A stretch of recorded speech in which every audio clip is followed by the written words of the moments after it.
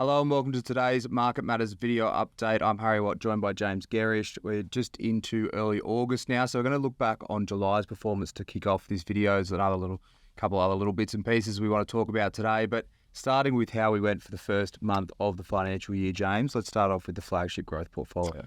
Yeah, so FY23 in the books, obviously a very positive year for markets and a really strong year for our portfolios. And pleasing to say, FY24 has started off in the same vein as we left FY23. So in terms of the flagship growth portfolio, it was up a bit over 5% for the month. Putting that into context, the S&P ASX 200 accumulation index was up 2.88%, so outperformance of a bit over 2%. For the month. Calendar year to date in that portfolio, it's up 17.4%, which is about 9.9% above the market, to be precise, Harry. And looking at the 3-year performance, is up nearly 19%. So really, pleased again around how the portfolio is positioning. It was July was a quite a positive month overall, but we had a lot of volatility. So the market. The S&P ASX 200 fell down below 7,000 briefly in the month, rallied up to above 7,400, so had a really strong back end of the month, and we captured the lion's share of those gains and some. So that portfolio is going well again in the start of the new financial year, Harry. All right, onto the income portfolio, a bit of a different sort of setup, half weighted to equities, half sort of weighted to more income products.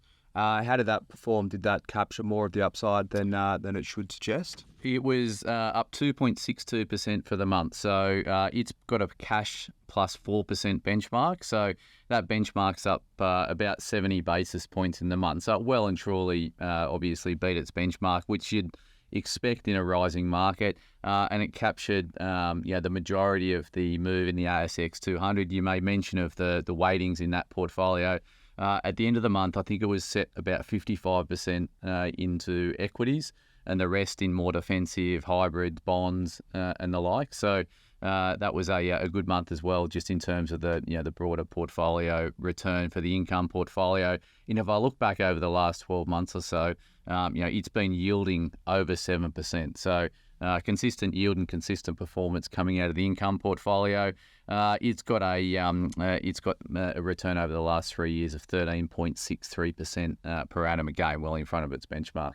Moving overseas now, the international equities portfolio, a lot weighted to the US market, so obviously the US dollar plays a part in that one, but how did that portfolio go in July? It did. That's a good point around the US dollar or the Aussie dollar and what it did. So there was a detraction from the Aussie during July of about 80 basis points. So the portfolio in US dollar terms was up about 6.1%. Then you take off the influence of the Aussie dollar, which was about 80 points. So you get a return for the month of 5.37%. For that portfolio. The MSCI World Index is what we track it off in Aussie dollar terms. That was up 2.1%. It was up 2.1%. I'm correct there, Harry. So it was outperformance of a bit over 3%. So again, that's performing well. We obviously hold Microsoft and Apple, etc., which have been strong performances, but they weren't the major supporting factors of that portfolio during the month. Some of our smaller positions are starting to perform quite well, or companies that are smaller in that portfolio, more unique companies. We obviously had quarterly reporting season sort of tick into gear over in the US. So we had some really good updates from a couple of those names. We had a couple of softer updates, as you'd expect, across a portfolio of about 18 international shares. But overall, it was a positive month. And to put the returns in the context, it's up... calendar year to date, that portfolio is up about 23%, and it's done about 17% over the past 3 years. So a positive performance coming out of the national equities, Harry. Moving on to the portfolio that found it the most tough in July, the emerging companies portfolio had a few specific factors at play within that portfolio that weighed on performance, but how did it go overall? Yeah, a couple of really poor updates from companies that we hold in that portfolio. It was down 1.67% in the month. That was a fair way below its benchmark, so it was about 5% below its benchmark. It's down about 1% over the calendar year, which again is underperforming its benchmark from inception to date. So this was a reasonably new portfolio. It commenced in 2020. just before the pandemic. So we experienced the pandemic straight off the bat in this portfolio. It's up about 3%, which is sort of a bit over 1% ahead of its benchmark. So we're working hard on that portfolio. We're not getting the results at this stage, but hopefully we can align it with the performance we're getting out of the other portfolios. And I think, small caps have been difficult and all of those normal caveats, but ultimately we need to do better on that portfolio, and that's going to be a focus for us in FY24, Harry. Particularly reporting season coming up. And then the most junior of portfolios, we've got the core ETF portfolio that's brand new across the suite of Market Matters. It's more of an asset allocation setup. How's that tracking? It's only about 3 months in to performance now, James. Yeah, we started this in April, just in terms of given subscriber interest in a broader passive portfolio that looks around asset allocation. So we hold the major asset classes in various weights. We've got what's called a dynamic asset allocation. So we upweight and downweight respective asset classes when they look relatively appealing and relatively unappealing. But we always hold them. So that portfolio, it's only a couple of months in, but it's a few percent higher. And it actually did quite well in July. So it was up about 2.2% in July. So again, a passive low-cost ETF portfolio that is designed to be a balanced approach for someone looking for a low-cost balanced portfolio, if you like, Harry. All right, moving on to sort of the bigger picture about markets at the moment. We're obviously early on in August. Reporting season has kicked off. It starts off with a bit of a trickle, and then it turns into a full-blown river, I guess, through the middle of August. Early signs for a reporting season, James, and what are we looking for when companies report over the next few weeks? Yeah, probably too early to call out signs in terms of earnings that are coming through, but I guess I'd frame that response by thinking about where the market is leading into reporting and what is expected from reporting, or what's being priced into equities and earnings expectations leading into reporting. So obviously the market's high. We've had a really strong run in July leading into reporting, but obviously throughout FY23 with the market up nearly 15% in that period. So we're coming from a reasonably high base. There's not a lot baked into the cake in terms of earnings expectations at the index level. So there's no earnings growth expected in terms of the index. So we're not the bars.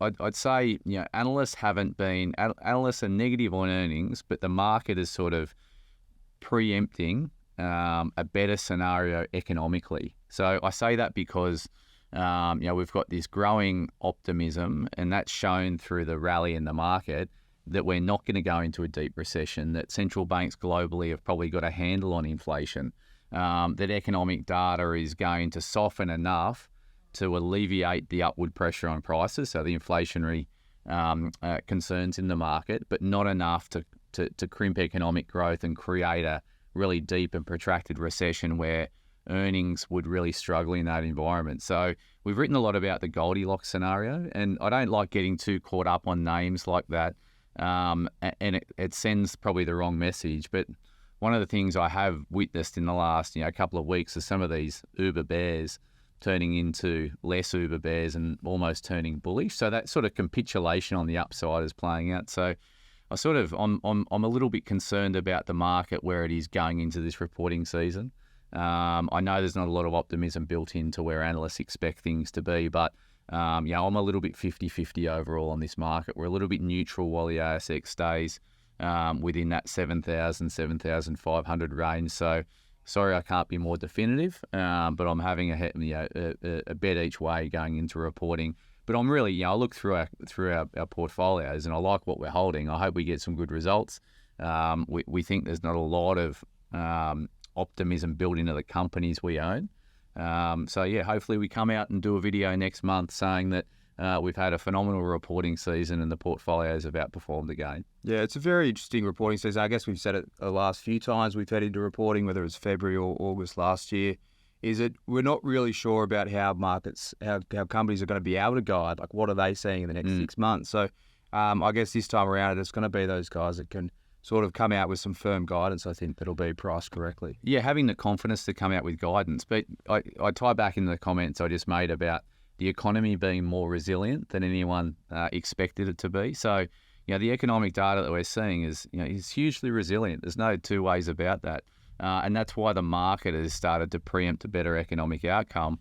Now's the time to see whether the corporate Australia has also been resilient. So have company earnings been as resilient as the underlying economy has been, which I think, all evidence suggests so far that it probably has. Credit Corp was the first company to come out with results at this period. I mean, they talked to really struggling to find bad debt ledgers to buy. That's an incredibly positive read-through from an economic standpoint, and that's an issue for them, for their business. But it's a really positive read-through more broadly. So I think we're going to get a lot of, mixed messages coming out of reporting. I'm not optimistic around the outlook statements that companies will provide, because what's the upside for them to create a really positive guidance and then have to step back from that? So I suspect guidance will be a little bit muted, but look at the underlying results and what they're achieving, and things like how earnings are going and how margins are going and how they're dealing with cost pressures, and have these supply chain issues we spoke of last reporting season tapered off a little bit. So there's a lot of things that we'll get a good handle on coming out of this reporting season. So I get optimistic around reporting every time. I like getting a handle on what companies are doing. I think this probably hasn't been a more important reporting season in the last couple than this one. So we'll have lots of insight coming out of the back end of this, and Market Matters Reports will be covering it. Yeah, for sure. Plenty of information coming to subscribers over the next few weeks. There's also the Market Matters website that holds consensus data for a lot of the ASX companies, so I urge you to go and have a look at that, particularly around the dates that they're reporting, to see where they're priced and what the market is thinking of them. But for now, that's all we got time for today, and I hope you enjoyed our video.